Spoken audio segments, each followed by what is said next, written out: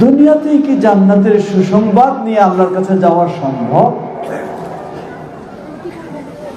জবাব অবশ্যই সম্ভব, অবশ্যই সম্ভব।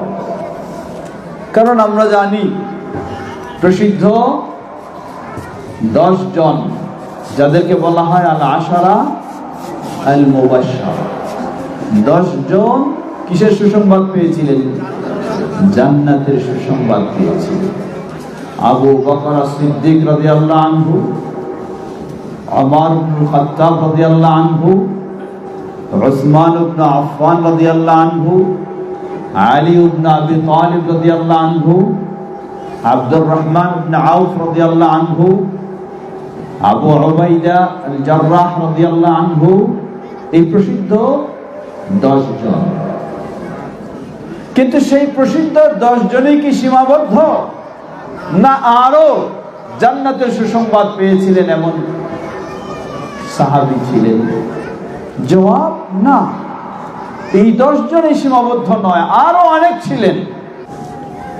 এই 10 জনই শুধু সীমাবদ্ধ নয়, পুরুষ এবং নারী সাহাবীদের মাঝে আরো অনেক রয়েছেন যারা দুনিয়াতেই জান্নাতের সুসংবাদ নিয়ে বিদায় নিয়েছে।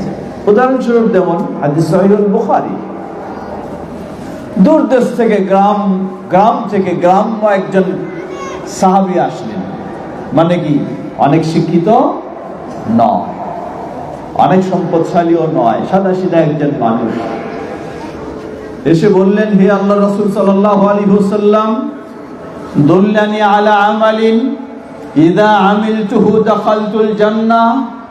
আমাকে এমন কিছু আমলের সংবাদ দিন, আমি যদি সেই আমলগুলি করতে পারি দাখালতুল জান্নাহ। কোথায় যাব? জান্নাতে যাব। সুবহানাল্লাহ। আল্লাহ রাসূল সাল্লাল্লাহু আলাইহি ওয়াসাল্লাম তাকে কয়েকটি কথা বললেন, খুব বেশি বলেন। বললেন, তা'বুদুল্লাহ, কার ইবাদত করো, লা তুশরিকু বিল্লাহ, কি করো না, ইবাদত করো আল্লাহ, এবং কি করো না, শিরক করো না। ওয়া তুসাল্লি আস-সালাওয়াত আল-মাকতুবা, এবং ফরজ সালাতগুলি আদায় করবে।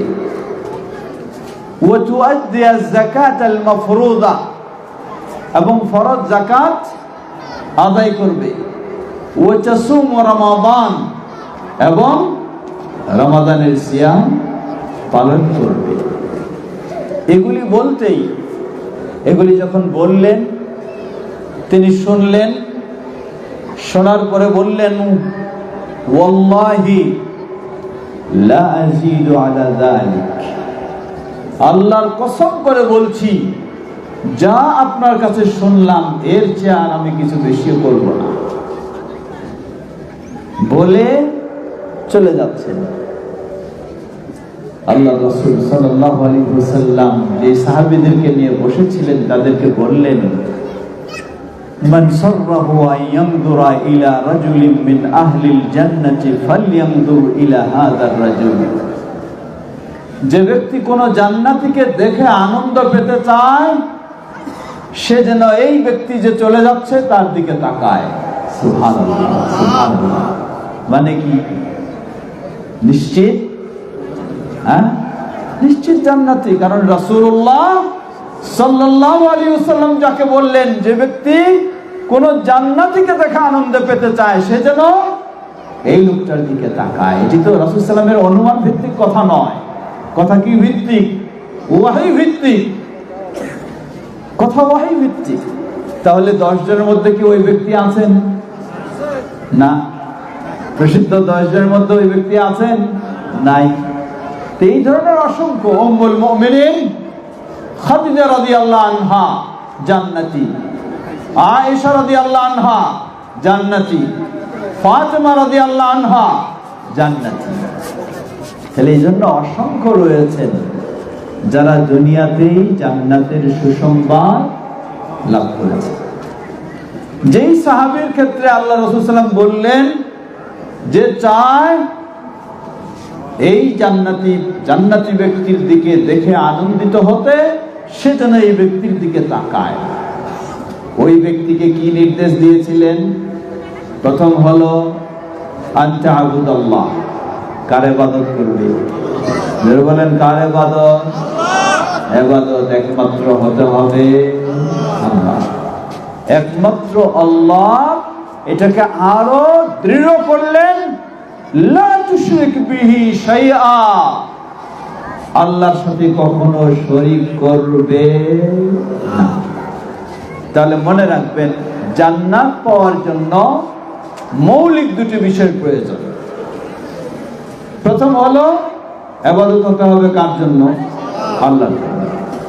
যদি ভিন্নের জন্য ইবাদত হয় তাহলে সেই ব্যক্তি অবশ্যই শিরকে লিপ্ত হবে, জান্নাত তার জন্য হারাম হয়ে যাবে। আল্লাহ সুবহানাহু ওয়া তাআলা বলেন,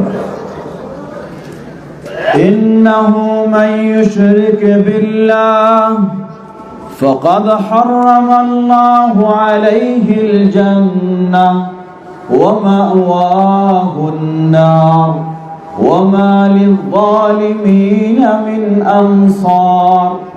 নিশ্চয়ই যে আল্লাহর সাথে শিরকে লিপ্ত হয়, ফাকাদ হারামাল্লাহু আলাইহিল জান্নাহ, আল্লাহ তার জন্য জান্নাতকে হারাম করে দিয়েছেন। ওয়া মাওয়াহুন নার, জাহান্নাম তার জন্য অপরিহার্য হয়ে যায়। আল্লাহ সুবহানাহু ওয়া তাআলা একদিকে আল্লাহর ইবাদত, অপরদিকে আল্লাহর সাথে শিরক থেকে মুক্ত হওয়া। কি থেকে মুক্ত হওয়া? শিরক থেকে মুক্ত হওয়া। পৃথিবীর বুকে সবচেয়ে জঘন্যতম অপরাধ নাম কি? জঘন্যতম অপরাধ নাম হলো শিরক।